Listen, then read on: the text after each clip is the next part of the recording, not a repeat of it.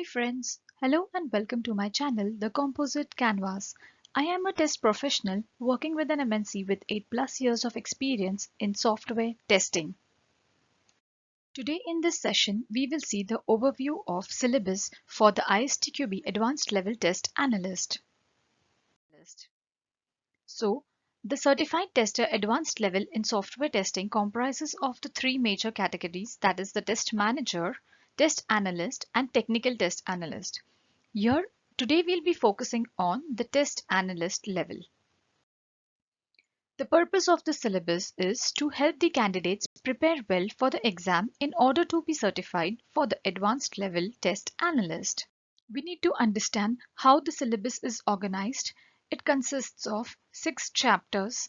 Chapter 1 talks about the test analyst's task in the testing process, which takes 150 minutes for the preparation. Now these tasks are test analysis, test design, how the low-level and high-level test cases are prepared, how the test cases are written, test implementation, and test execution. In Chapter 2, it talks about the test analyst tasks in the risk-based testing, which goes up to 60 minutes for the preparation. It consists of risk identification, risk assessment, and risk mitigation. Chapter 3 is the important chapter which talks about the testing techniques. It goes up to 630 minutes for the preparation.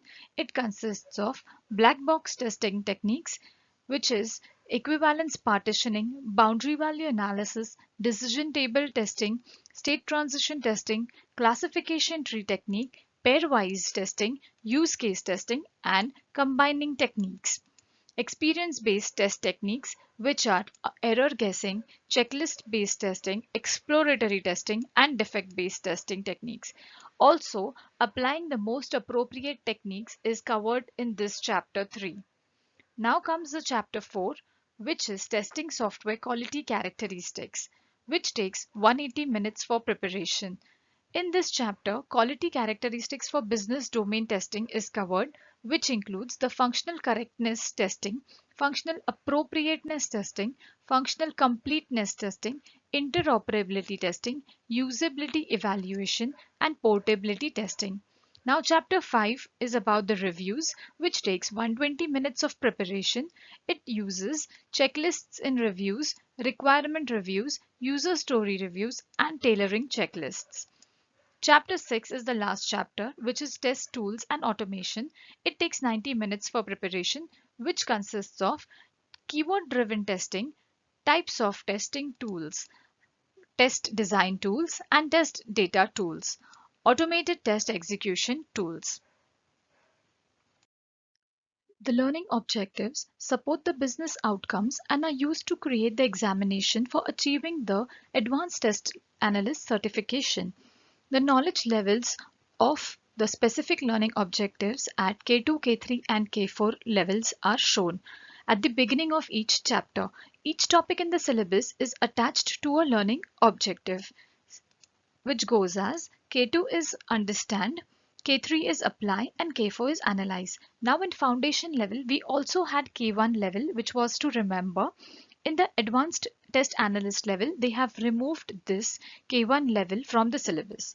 So now we are left with only K2, K3 and K4.